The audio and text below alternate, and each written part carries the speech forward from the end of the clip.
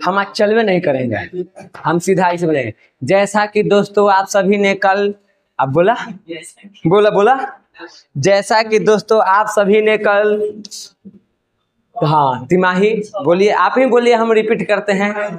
आप लोगों ने कल तिमाही परीक्षा दिया है सोशल साइंस का।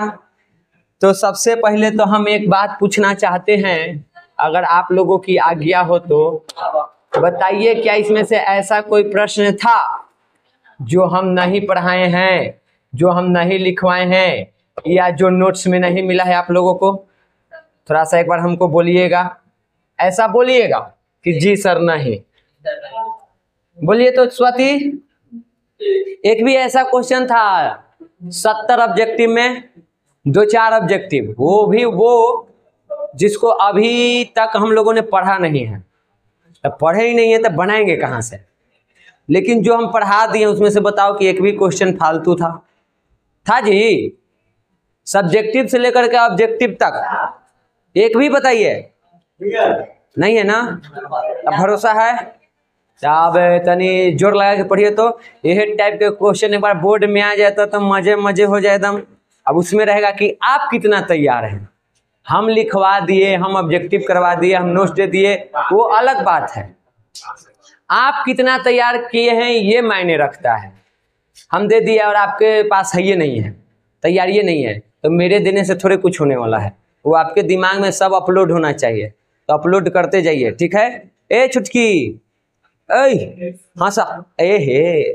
चलिए, तो आज हम लोग इसका जो भी ऑब्जेक्टिव है उसका राइट आंसर क्या होगा उसी को हम लोग कर लेते हैं। तो आज के क्लास आप लोगों को यहीं तक रहेगा, ठीक? राइट आंसर तक। सबसे पहला क्वेश्चन पर जाओ, एकदम इजी। और हाँ, कल तू लड़का तू करा था 72 गो, समझो क्या रहता है।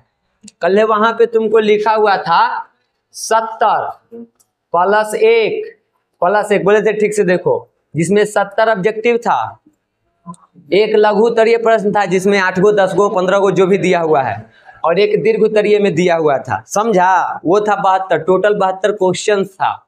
जैसे आज देखो कितना मिलेगा, 70 तुमको ऑब्जेक्टिव मिलेगा, 20 ठो तुमको सब्जेक्टिव मिलेगा लघु उत्तरीय के, और 8 को तुमको दीर्घ उत्तरीय का मिलेगा। टोटल क्वेश्चन कितना आएगा? 98 गो, ठीक ना? टोटल मार्क्स कितना रहेगा तुम्हारा? 80 गो। और तुम लोगों को हम कहते ना है, वो कहीं ना कहीं लिखा होगा, वही परीक्षार्थी यथासंभव अपने शब्दों में उत्तर दे। वैसे नहीं लिखा गया, लेकिन देखो यहाँ लिखा है, प्रत्येक प्रश्न के प्रश्नों के अंतर्गत दिए गए निर्देशों का अनुसरण करें, क्या पूछ रहा है, और उसके अनुसार ही आप उत्तर दे। वो वाला बात यहाँ पे नहीं लिखी हुई है जो लिखा रहता है। चलिए कोई बात नहीं, हम लोग आगे बढ़ते हैं और आते हैं पहले क्वेश्चन पे। पहला क्वेश्चन बताइए, गैरीबाल्डी की जीवनी किसने लिखी थी? लाला लाजपत राय ने। कोई टफ क्वेश्चन था जी, कई एक बार तो हम टेस्ट में ले चुके हैं यहाँ। चलिए आगे बढ़िए। जलवरीन संस्था थी कि नहीं, जलवरीन संस्था की स्थापना का उद्देश्य क्या था, क्यों इसकी स्थापना की गई थी, ये बताना है। तो आर्थिक हितों की सुरक्षा के लिए प्रशा के नेतृत्व में जर्मनी के व्यापारियों ने एक संस्था की स्थापना की थी जिसका नाम था जलवरीन। कब किया गया था? 1834 ईस्वी में। ऐसे किताब में ऑब्जेक्टिव दिया हुआ है कि जलवरीन संस्था थी, व्यापारियों की थी। यहाँ पे पूछा गया है किस उद्देश्य से, तो आर्थिक हितों के उद्देश्य से। ठीक, क्लियर है यहाँ तक? नेक्स्ट क्वेश्चन पाइए। आज एक बार में एक क्वेश्चन पूछे। चलिए, यूनान के स्वतंत्रता संग्राम में किसकी पराजय हुई थी, बताइए। तुर्की हार गया था, ठीक। दूसरा, लेनिन का उत्तराधिकारी कौन बना था? स्टालिन बना था। सब बतावल है।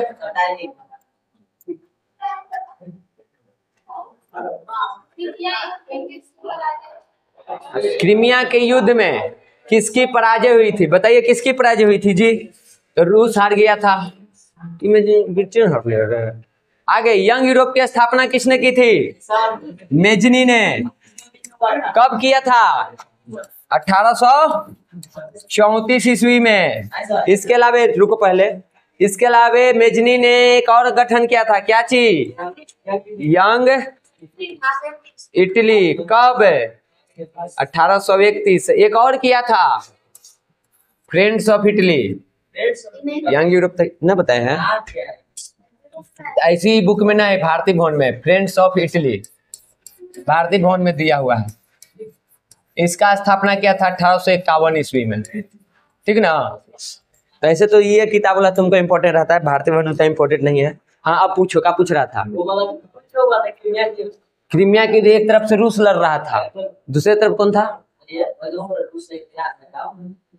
वो कौन था? मुझे याद ना रहा है। लड़ा गया है तुमको 1854 से 56, 56 लगता है तुर्की था रे ना। ना हमको जहां तक याद ध्यान है वही था, खैर बाद में देख लेते हैं उसको। ठीक, चलिए इसको देख लेंगे एक बार, हमको वही शक है 1854-56 में हुआ था। आगे देखो, विक्टर इमैनुअल ने प्रधानमंत्री के पद पर किसे नियुक्त किया था? किसको नियुक्त किया था जी? काउंट काबूर को। तो बिस्मार्क को किसने किया था? इसको कौन किया था? विलियम प्रथम। ठीक,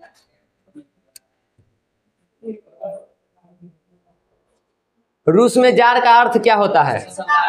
रूस के सम्राट होता है।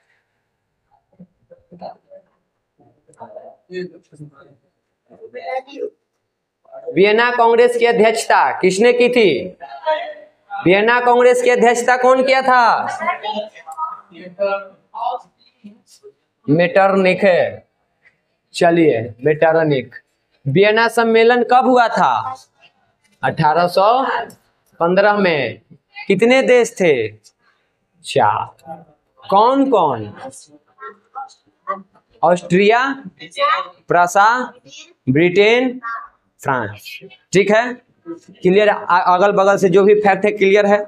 आगे देखिए, किस संधि के साथ जर्मनी का एकीकरण हुआ था? जर्मनी का एकीकरण फ्रैंकफर्ट की संधि कब हुई थी? 1871 में। किस युद्ध के बाद? कि सेडोन का युद्ध है। सेडोन का युद्ध कब हुआ था? 1870। किसके बीच?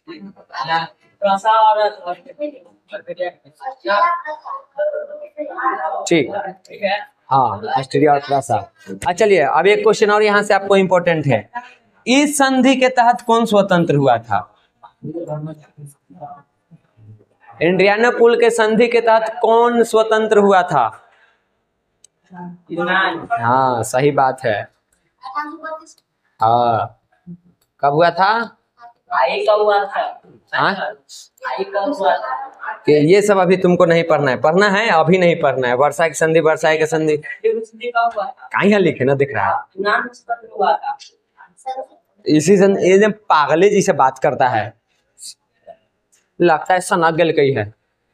ये जब पागल ने बात कर लगे सना गल कही, देखा करे।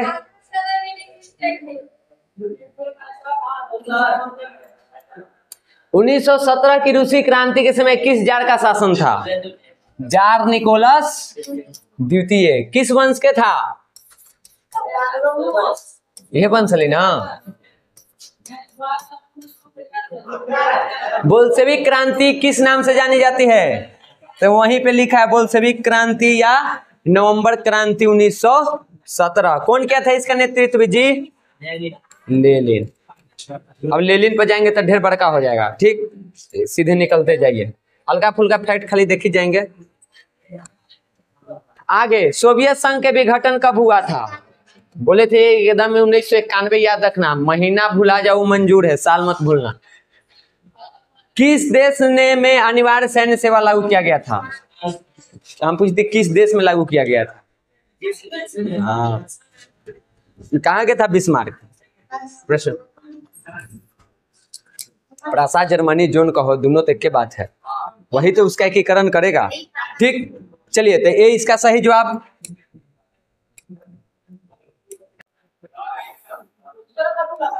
आगे देखिए, ब्रेस्ट लीट वस की संधि किन देशों के बीच हुआ था? रूस और जर्मनी प्रथम विश्व युद्ध के बाद। इसी संधि के साथ रूस प्रथम विश्व युद्ध से, अगर पूछा जाए किस युद्ध के बाद, किस संधि के बाद रूस प्रथम विश्व से बाहर हो गया, प्रथम विश्व युद्ध से बाहर हो गया, तो यही संधि है। कब हुआ था? 3 मार्च 1900 कितना है? 18। ठीक, क्लियर है। अगला क्वेश्चन, भाषा के आधार पर कहाँ सामाजिक विभेद पाया जाता है? तो ये है तुमको श्रीलंका। भले सभी देवल है लेकिन श्रीलंका होगा आंसर में, ठीक ना, क्योंकि आयरलैंड में धार्मिक है। अब जैसे आयरलैंड कटा तो मतलब सब तो नहीं होगा। निम्नलिखित में से किस देश में संघात्मक शासन व्यवस्था है? तो इनमें से सभी में है। और भारत में कैसी है? भारत में भी यही है, तो भारत भी रहे तो यही बताना है। ठीक,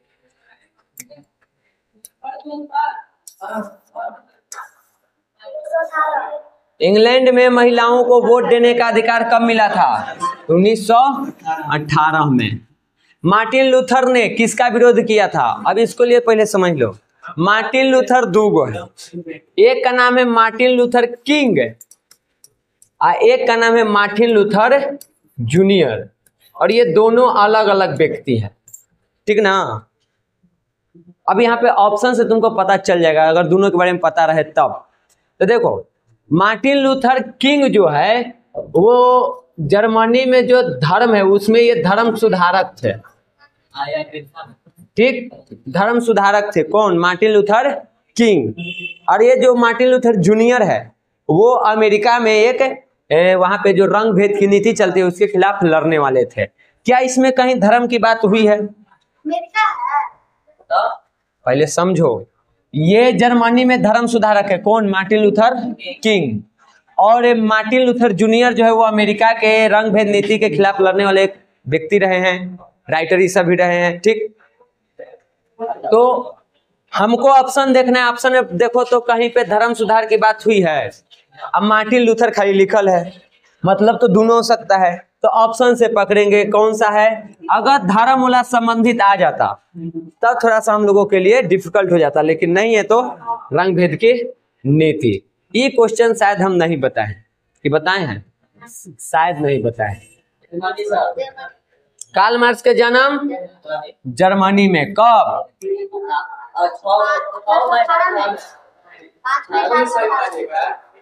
अब बाकी इनका बारे में ढेर माने बात है, अब सब पर बहस करेंगे तो 70 को ऑब्जेक्टिव क्लियर नहीं हो पाएगा। ठीक, 30 गो रहता है ना 25 गो, तो पूरा फैक्ट पर बात करी जाते हैं हर एक ऑप्शन के, लेकिन 70 गो क्वेश्चन है उसको भी ध्यान में रखना है। आगे देखिए, संविधान का अनुच्छेद 19 किससे संबंधित है? अब तक पूछा गया था तो ये था संबंधित, तुमको पूछता था स्वतंत्रता के अधिकार से। ठीक, इससे है। अब बताओ स्वतंत्रता का अधिकार किसमें है? मौलिक अधिकार में। कोई दिक्कत है इसको टिक आउट करने में? ठीक, गलत मार दी है, फोन तो ना है, योकर है, छोटका के है। तो छोटका ठीक नाम है ना? अरे शौक में गेले, का हुआ रे? का हुआ? तोरा के केहू कुछ बोला था? केहू डरवावा था? तू बोल ना का भई रे?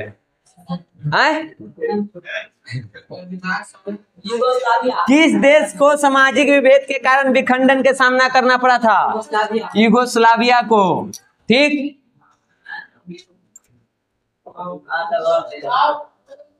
आगे पता ना आज फिर माइक सही से काम कर रहा है कि ना कर रहा है। निम्न में से कौन भारतीय संघीय व्यवस्था की विशेषता नहीं है? नहीं है, इसीलिए पहले क्वेश्चन को बढ़िया से पढ़ना चाहिए। यहाँ पे दोहरी सरकार नहीं, तेहरी सरकार है, तो ये बात तो सही है कि है। स्वतंत्र न्यायपालिका हमारे पास है, लिखित संविधान हमारे पास है, लेकिन दोहरी नागरिकता हमारे पास नहीं है, एकल नागरिकता है। मतलब 2 गो नागरिकता, एगो बिहार के आधार कार्ड, एगो भारत सरकार के आधार कार्ड बा, एगो बिहार के वोटर ID कार्ड, एगो भारत सरकार के वोटर ID कार्ड बा नानू, तो एकरा कहल जाला एकल नागरिकता। दोनों रहता न तो का कहते? दोहरी नागरिकता। कहाँ भाई? अमेरिका में।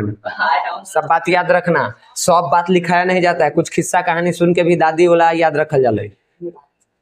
और मतलब हम दादी के रूप में हमरा ले ले। सामाजिक विभाजनों को हल करने का सबसे बढ़िया तरीका क्या हो सकता है? तो आप लोकतंत्र शासन व्यवस्था अपना लीजिए, खत्म हो जाएगा। प्रोटेस्टेंट और कैथोलिक समूहों के संघर्ष के लिए किस देश को जाना जाता है? तो आयरलैंड में हमेशा ये चीज चलते रहता है, वहां के लोग लड़ते रहते हैं, मरते रहते हैं। ठीक, हमनी के तो ये वो बात है, हमने बात लड़ रहे ना लड़े आने ना पचा। सप्तदलीय गठबंधन कहाँ बनाया गया है? पढ़ ले है ना, लिखवाए हैं? अच्छा कोई बात नहीं लिखवाएंगे, इसलिए ना कि आगे चैप्टर में भी पढ़ना है तुमको। ये नेपाल में 7 गो पार्टी मिल के वहां पे सरकार बनाया है। ठीक है, 7 गो पार्टी, विधायक ना पार्टी, हाँ इसे करके 7 पार्टी मिलके एगो है, तो इसीलिए उसको सप्तदलीय गठबंधन कहते हैं। इन नेपाल में है। अगला चैप्टर राजनीति पढ़ेगा तो हमें मिलेगा, शायद उसी में है। पीछे भी होगा, हम ना लिखवाएंगे कि आगे है तब छोड़ दिए होंगे, कोई बात ना। तब पर भी 40 गो क्वेश्चन बनाना है 70 में। चलिए, निम्नलिखित में से कौन सामाजिक विभाजन का आधार नहीं है? इसमें से क्या अगर हम लोगों में आ जाए तो सामाजिक विभाजन यानी समाज में विभाजन नहीं होगा?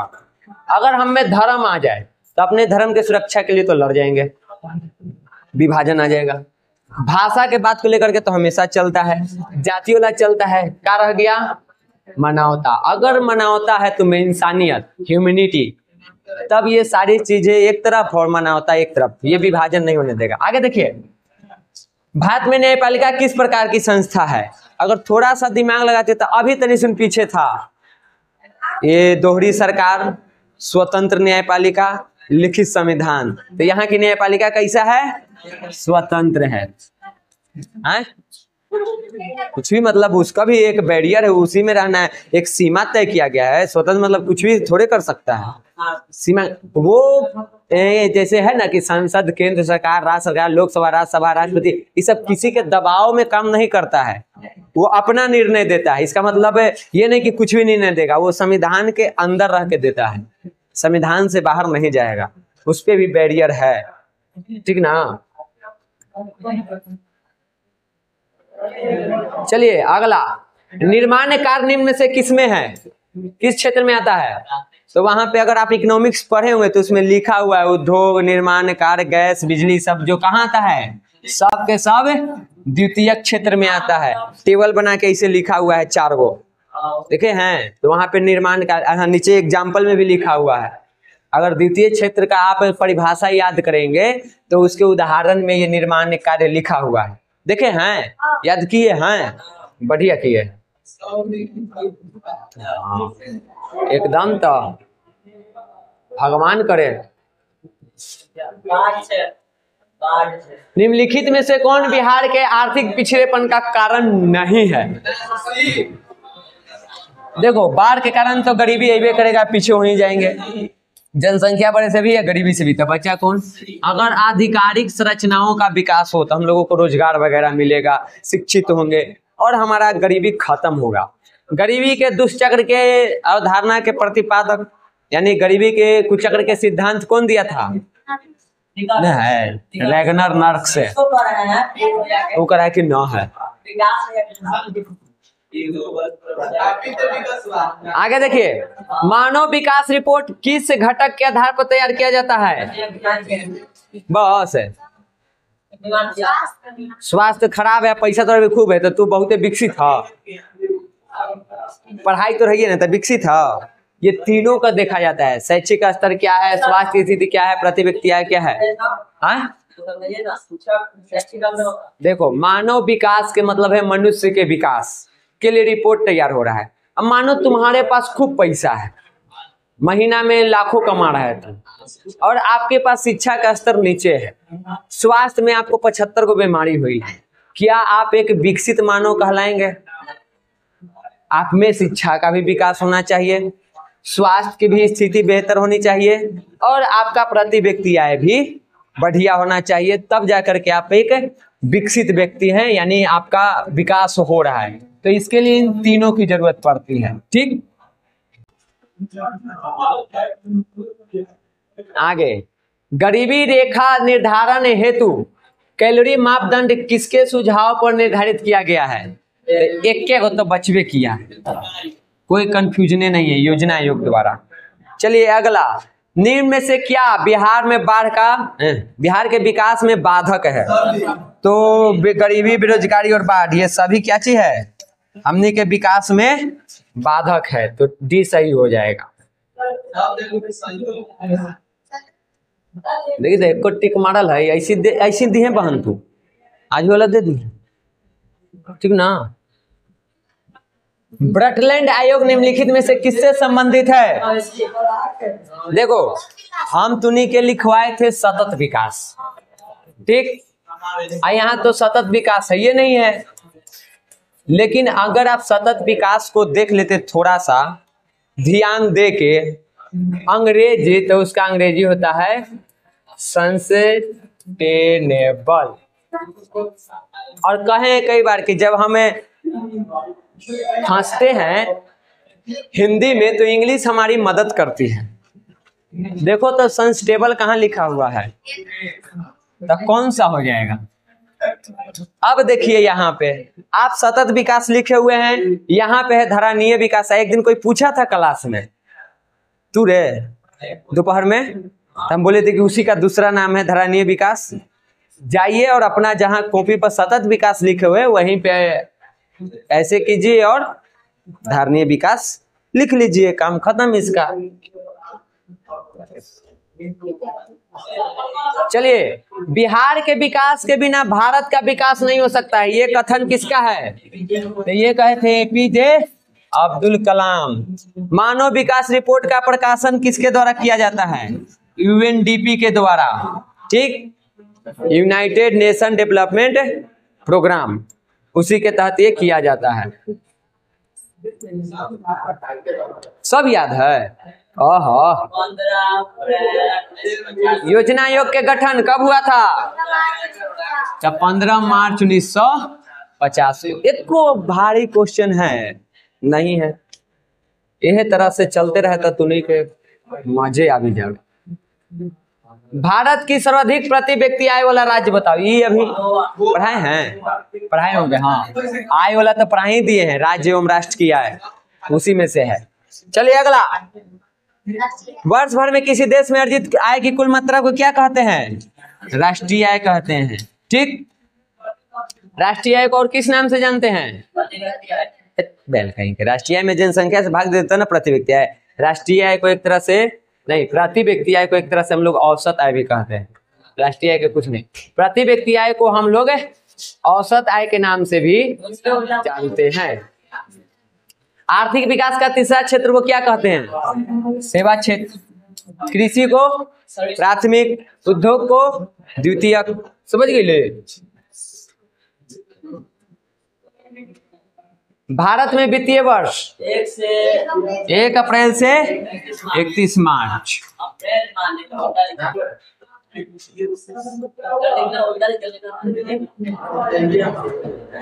आगे देखिए, बिहार के किस जिला का प्रति व्यक्ति आय सबसे अधिक है? पटना का है। जनसंख्या ज्यादा अधिक कहाँ है? जनसंख्या घनत्व अधिक कहाँ है?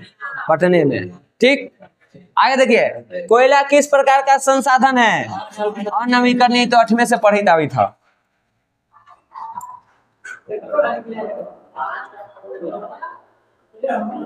चलिए अगला क्वेश्चन पे आइए बबुआ लोग। कह रहा है समुद्री क्षेत्र के, ये किताब वाला ऑब्जेक्टिव दिया हुआ है, लास्ट में है पहले चैप्टर के 19 वो अलग है। अरे 200 किलोमीटर वाला अलग है, ई वाला अलग है। किताब में देखो दोनों है, किताब का ऑब्जेक्टिव भूगोल के पहले जाके देखना, वहां से दिया हुआ है। इसमें निम्नलिखित में से कौन प्राकृतिक संसाधन नहीं है? तो नगर शहर जो है मनुष्य द्वारा बनाया जाता है, तो प्राकृतिक नहीं होगा। सोपानी कृषि किस राज्य में प्रचलित है? कहाँ होता है सोपानी कृषि? तो उत्तराखंड में, यानी जहाँ पे सीढ़ीनुमा खेती होता है वही सोपानी कृषि। तो पहाड़ी इलाका में होगा, और पहाड़ी इलाका इसमें से कौन है? उत्तराखंड। कौची उगता है? मैदानी क्षेत्र में क्या होगा? इसके लिए इम्पोर्टेंट है कि वहाँ की मिट्टी कैसा है। मैदानी क्षेत्र है, अगर वहाँ पे काली मिट्टी है तो कपास की खेती खूब बढ़िया होगा। अगर जलोढ़ मिट्टी है तो धान चावल गेहूं की खेती करो, बढ़िया होगा। तो वही इम्पोर्टेंट, एक पहले की मैदानी क्षेत्र, दूसरा कि वहाँ की मिट्टी क्या है उसके आधार पर, ठीक ना। यहाँ पे उत्तराखंड हो जाएगा, कोई दिक्कत? ये भी किताब के पीछे वाला ऑब्जेक्टिव में से है।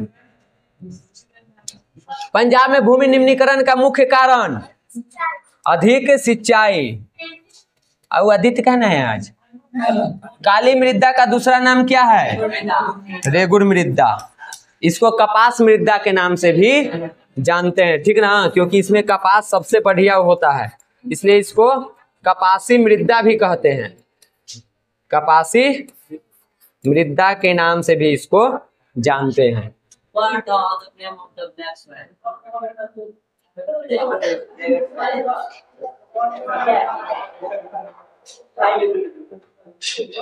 चलिए 50वां क्वेश्चन देखिए।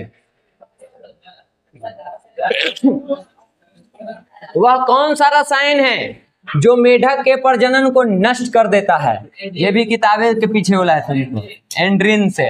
बिहार में अति जल दोहन से किस तत्व का संदूषण बढ़ा है? तो आर्सेनिक का बढ़ा है, हैं? ये पंजाब में था शायद, उसके वजह से, फ्लोराइड की वजह से पंजाब में, बिहार में आर्सेनिक। इंदिरा गांधी कहाँ हो जाएगा? राजस्थान में। कौन जीवाश्म ईंधन है? सभी है।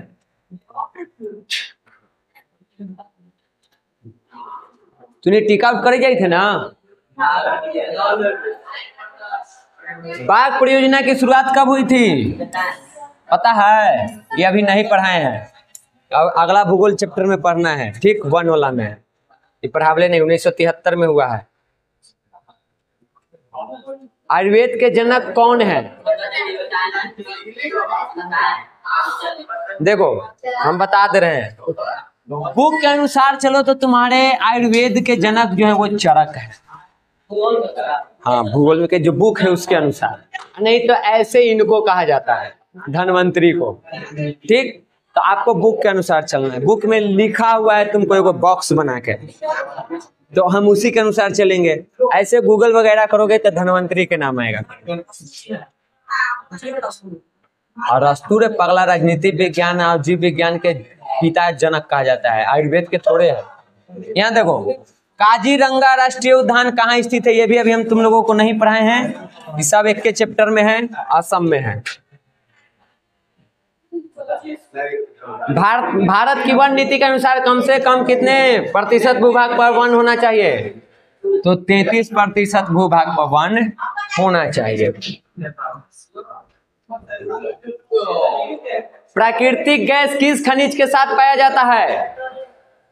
बताइए, क्योंकि हमें ना पता था, से रट्टा मार ले। पेट्रोलियम के साथ प्राकृतिक गैस पाया जाता है। कपास की खेती के लिए सबसे बढ़िया मिट्टी कौन सा? रेगुड़, काली, कपासी मृदा।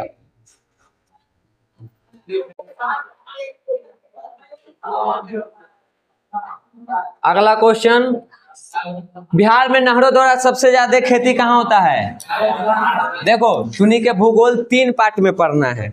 एक तुमको भारत के परिप्रेक्ष्य में पढ़ना है, फिर उन्हीं सभी चीजों को तुमको बिहार के परिप्रेक्ष्य में पढ़ना है, और फिर उसके बाद तुमको एक आपदा वाला पढ़ना है। पूरे किताब में ये 3 टॉपिक है। आपदा पूरा तुम लोगों को हम पढ़ा चुके हैं, ठीक, एकदम पूरा खत्म है आपदा। भारत का हम पढ़ा रहे हैं सिलेबस में ऐसे कि तुमको भारत, बिहार और आपदा तीनों से क्वेश्चन आएगा। लेकिन हम जो भी तुमको पढ़ा रहे हैं, हम भारत के पूरा पढ़ा के खत्म करेंगे, और फिर वो मतलब कि हम लाइन से जाएंगे, और तब हम बिहार पाएंगे। इसका कहने का मतलब कि आपको एग्जाम में बिहार वाला से क्वेश्चन छूटते रहेगा लास्ट आने तक, क्योंकि हम बिहार पढ़ाएंगे कब? लास्ट में। हम बीच में ब्रेक करके तोड़ेंगे नहीं, हम सीधे खींचते चले जाएंगे, ठीक। जब भारत वाला खत्म हो जाएगा तब आ जाएंगे कौन वाला पर? बिहार वाला पर। और अगर नहीं भी सिलेबस खत्म होगा तो इतना हम ऑब्जेक्टिव तुमको करवा देंगे कि छूटेगा नहीं भूगोल में, ठीक। बिहार वाला से भी नहीं छूटेगा। सब्जेक्टिव तो सब नोट्स में तुमको मिल ही रहा है यार। देखो नहीं में से कौन नहीं है तुर किताब में, नोट्स में कौन नहीं है जो में क्वेश्चन है, देखना। कहलगांव तापीय विद्युत परियोजना कहाँ है, तो ये अभी न पढ़ला है, इसका आंसर हो जाएगा तुमको भागलपुर। तोरा कैसे पता रे अंदाज पर, अभी तो अभी पढ़ाई न किए,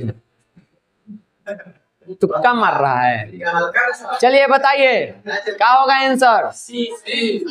कौन कहे थे, पंडित जवाहरलाल नेहरू। ये अभी ना पढ़ रहा है, एंथ्रासाइट होता है, 8वां में इसे पढ़ाए हैं, ठीक। और सबसे खराब कौन होता है, देखो सबसे बढ़िया होता है तुमको एंथ्रासाइट, सबसे खराब होता है पीट, और भारत में जो सबसे ज्यादा पाया जाता है वो है बिटुमिनस। सवाल ये भी पूछता है, हम भारत वाला बता रहे हैं तो तू ओकरा पर काहे पीछे पड़ल है, जो तुमको इम्पोर्टेंट हो ना हम बताएंगे। तो बिटुमिन पूछा जाता है कि भारत में कौन सा कोयला पाया जाता है, ये सबसे ज्यादा पाया जाता है। उसके बाद 64 नंबर क्वेश्चन, ये तो कहे कि एकदम बउआ हम तो 8वें 9वां से कहते रहते हैं कि इसको तो एकदम चाटले रही हो। आगे 6 क्वेश्चन और है। निम्न में से कौन प्राकृतिक आपदा नहीं है, महामारी प्राकृतिक आपदा नहीं है।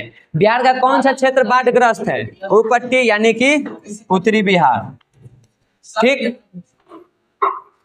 हल्का में समझ तो हल्का मचा दो। 1934 में बिहार में क्या आया था बबुआ, भूकंप आया था। सब करवावल है कि नहीं करवावल है, एक बार करवाएंगे।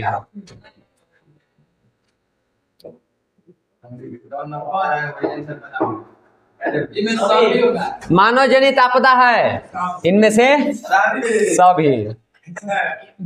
सुनामी का प्रमुख कारण क्या है, जब समुद्र में भूकंप आता है तो उसका पानी आसपास के क्षेत्रों में फैलता है, वही सुनामी कहलाता है। काहे रे काहे बेचैनी के गोली खैले पड़े थे, नहीं खे रहे के, रुक जा। अब देखिए अभी छुट्टी ना हुआ है, भागे का प्रयास किया ना तब मार देंगे गोली, ठीक ना। भाखड़ा नांगल परियोजना किस नदी पर है, अभी छुट्टी नहीं हुई है, जाना है तो अभी 15 मिनट टाइम है, रुके ना। देखो सब्जेक्टिव देख ले, खाली सब्जेक्टिव में क्या था, इसमें से बताइयो कि कौन क्वेश्चन तो नोट में नहीं है। ये शायद नहीं हो सकता है कि क्यों लाया गया था, क्या था, ये लिखावल है, क्यों लाया गया था नहीं होगा। मेटरनिक व्यवस्था का था, क्या उद्देश्य था उसका, लिखवाए हुए हैं। सर्वहारा वर्ग से आप क्या समझते हैं, लिखाया हुआ है। रूस की क्रांति के किन्हीं 2 कारण को लिखना है, उतना में से कोई 2 कारण हो गया है। भारत को धर्मनिरपेक्षता बनाने के लिए 2 प्रावधानों को बताइए, लिखवा नोट्स में दिए हैं तुम लोगों को, हम लगता है 4 लिखे हैं, तुम 2 उसमें से लिखना पूछेगा था। संघीय सरकार की 2 विशेषता, ऊपर से तुमको सब नहीं बनाना है, उसमें से आधा बनाना रहता है, फिर भी इसमें से सब लिखाया हुआ है। भारत की भाषाई विविधता से आपका क्या अभिप्राय है, नोट्स में देखना, सब मिलेगा। भारत की विधायिकाओं में महिलाओं की प्रतिनिधित्व की स्थिति क्या है, पहले चैप्टर से दिया हुआ है तुम लोगों को, एक बार नोट्स में देख लेना ये सब क्वेश्चन है कि ना। अगर कोई नहीं रहा तो बता देना, उसको हम करवा देंगे, ठीक। आय का गरीबी के साथ संबंध स्थापित कीजिए। मानव विकास रिपोर्ट क्या है, HDR। सकल घरेलू उत्पाद को परिभाषा देना है। मिश्रित अर्थव्यवस्था से आप क्या समझते हैं, बताओ इसमें से कौन नहीं था।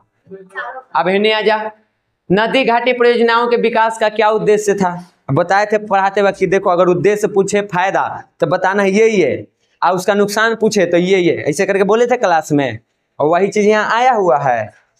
समोच्च कृषि से आप क्या समझते हैं, वही सीढ़ीनुमा खेती वाला, उसके बारे में बताना है। ये शायद है न है, एक बार नोट्स देख लेना फिर हमें बता देना कौन है। जैव विविधता क्या है, नहीं है, नहीं है तो हो जाएगा, इस शायद अगला चैप्टर से आया होगा। संसाधन से क्या समझते हैं, पहले चैप्टर से।